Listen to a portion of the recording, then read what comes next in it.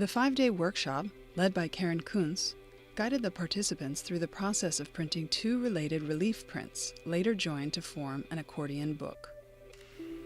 Supplies for print preparation: 1/4-inch birch, Japanese paper, lithography ink, transparent base, miracle gel, 2 to 4-inch long speedball brayers, shellac, sandpaper, craft paper, masking tape, tracing paper, carving tools, carbon paper, ruler, pencil, and a pen.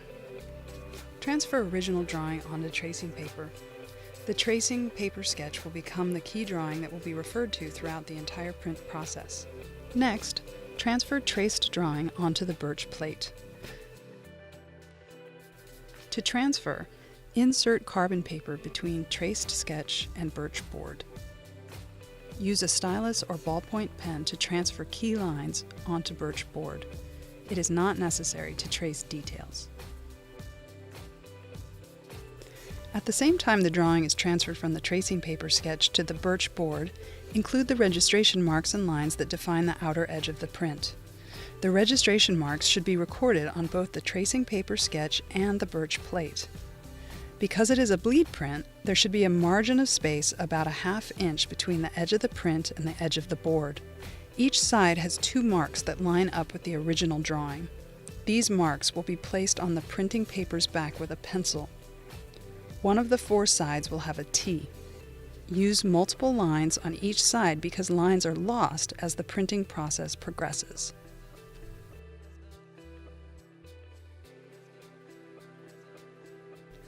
Japanese paper is torn to the size of the print area. Registration marks are copied from the existing marks on the birch board. Use a ruler and pencil. 2 marks per side. One side has a T. After the drawing has been transferred along with registration marks, the birch board is lightly painted with shellac using a rag. No puddles, just a thin coat, dried, then lightly sanded to free the surface of wood hairs. Brown craft paper is used for stencils. Decide where ink will be printed while looking at tracing paper sketch. Draw a line on tracing paper sketch to record stencil opening. Then place tracing paper sketch over craft paper with carbon paper sandwiched between the layers. Trace over with stylus or ballpoint pen. Areas can be large or small. Multiple ink colors can be done on same stencil. This is possible because stencil isolates shapes being printed. Cut just outside lines using knife or razor. Cutting just outside lines helps to avoid a white shadow when ink is applied. Reinforce the back side of the stencil with masking tape. This will increase the life of the stencil and helps to keep it flat. Generally, 2 blocks are used to create a print. One is treated as the positive block, focused on the positive space. The other is the negative block, focused on the background shapes. The positive block focuses on the main shapes. A fine line is carved around the shape using a U-gouge. The cut is made just outside of the drawn line. Instead of cutting away entire background, just cut a channel around the shape using a larger U-gouge or bullnose chisel. Cut about a 1/2 inch channel. Carve away from the shape being saved. This is considered a shortcut. With the use of a stencil, it is not necessary to cut away everything. The channels create a border to help the stencil keep ink off of the plate. Also, because more of the wood has been left, there are more options for future passes.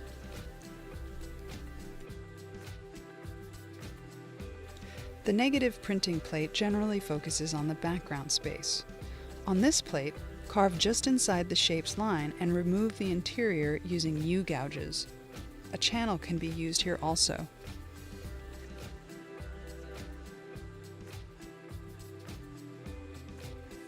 Once the stencil is created, unimportant areas along the side are cut away. The cutaway area also allows the stencil to be taped down so that the stencil stays in position. Position blue masking tape in several locations. This makes room to establish registration marks between the stencil and the print block. Use a pencil to make registration marks that run from the stencil onto the print block. The registration marks allow the stencil to be reused repeatedly. Lithography ink, transparent base, and a dab of miracle gel are used. Start with a tablespoon of transparent base. Add a very small amount of lithography ink and mix with a palette knife. Add lithography ink to increase the intensity. Once desired color is achieved, add a very small dab of miracle gel to loosen ink mix. Mix 4 or 5 ink colors at a time. Spread out inks on glass. Use small speedball brayers no longer than 4 inches. The smaller brayers allow for more control when inking small areas on the plate through the stencil. With stencil registered and taped to plate, different ink colors can be applied to the multiple openings.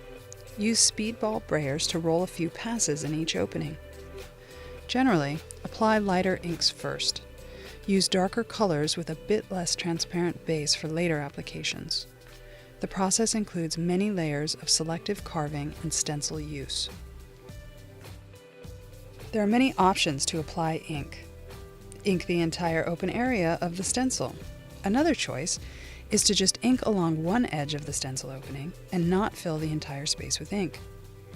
A blended roll can be created by using 2 different colors in the same opening. Roll one color from one side of the opening. Then roll a different color from the other side toward the first color. They can just touch or overlap. After all the areas through the stencil have been inked, lift the stencil off. Save the stencil for later use. With the stencil lifted off, dab the areas of ink along edges with fingers, palm or side of hand. This gives a softer edge. Take the plate to the press bed. Register paper on plate. Use small pieces of tape to hold paper in place. Place tape barely on the paper, then onto the board. Then cover with cover board. Run through the press. Remove the cover board and tape. Store printed paper in a small folio of newsprint to slowly dry. Because this is a reductive process, print the entire edition before further carving or switching to a new stencil. Next, we move to the book assembly. To assemble your book, you'll need double-stick tape or goody, decorative Asian paper, bone folder, 2 pieces of binder board, sandpaper, bond paper, BFK print paper, ruler, paper glue, foam roller, X-Acto or razor blade, tweezers, and some cardboard. To join separately printed prints, trim the edges that will be joined. Cut off decal, doing both prints at the same time.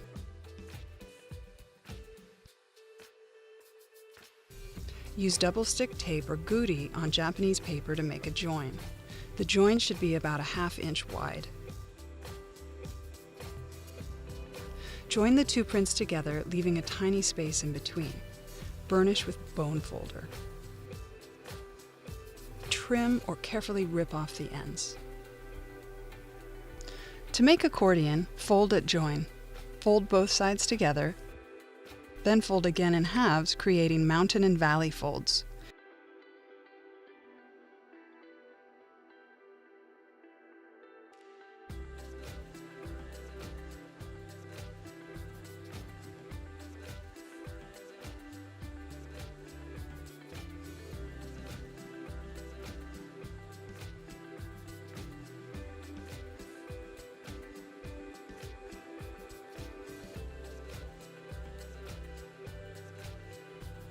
Next, cut 2 pieces of binder board slightly larger than the accordion.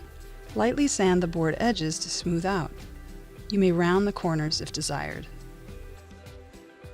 Next, the spine will be created. Fold the bond paper around the board package to determine the width of the spine. Cut the spine out of scrap heavyweight BFK print paper. Trim the paper square on the edge in the direction of the paper grain. Transfer measurement to paper and cut to the height of the cover board. Use bond paper and measure to the same height as cover board and cut it 2 inches wide. This will be used as a spacing guide. Glue spine and place in center of bond paper.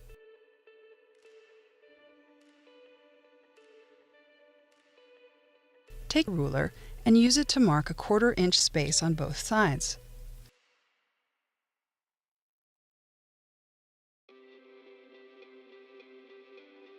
Glue board edge and attach the spine strip, leaving the 1/4 inch space around the spine itself. Use the ruler to even the two boards and trim excess paper if necessary.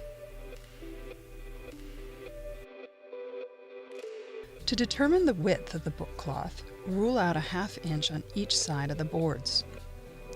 Use bond paper to form the inside of spine to measure size of the book cloth. For height, add 5/8 of an inch for turn-ins on the top and bottom and trim accordingly. Use a foam roller to glue book cloth, avoiding glue on the turn-ins. Guide the cloth in along one edge first, then work it down to avoid air bubbles. Use the bone folder to work in the inner edges, then repeat for the second side. Let it dry for a few minutes. After the glue has dried, the turn-ins are ready to be glued. Work in spine area. Crisp the top and bottom edges. Avoid bending until the glue has dried.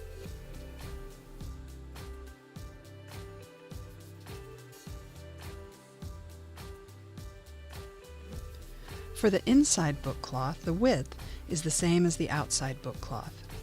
Height is exact height of boards. Glue together with foam roller. Use tweezers to guide in place. Burnish cloth into spine. Measure 2 pieces of decorative Asian paper, allowing overlap of book cloth. Leave a 1/2 inch for turn-ins for the side, top, and bottom. Mark the turn-ins. Glue the paper, avoiding the turn-ins with foam roller. Place the glued paper on the cover, leaving a small overlap on the book cloth. Repeat steps for the other side. For the corners of the turn-ins, use a cardboard jig to cut the edge of the turn-in.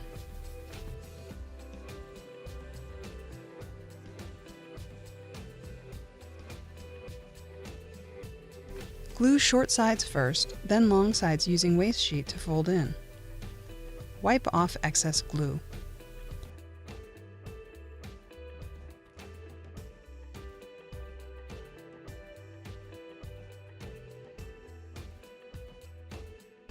Make a bond paper pattern hinge starting with scrap paper as a guide, then recreate using matching cover paper. The hinges will be in opposite 1/4 inch folds on each side. Glue the first tab and attach to the edge of the book cover. Cut 2 extra pieces of matching cover paper to the size of the inner cover.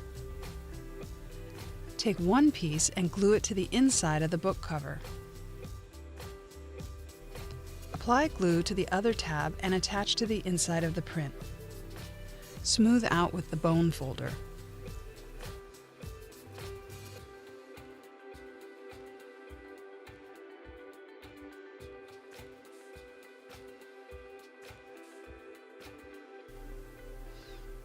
Lastly, glue the second piece of cover paper and apply it to the inside of the other cover.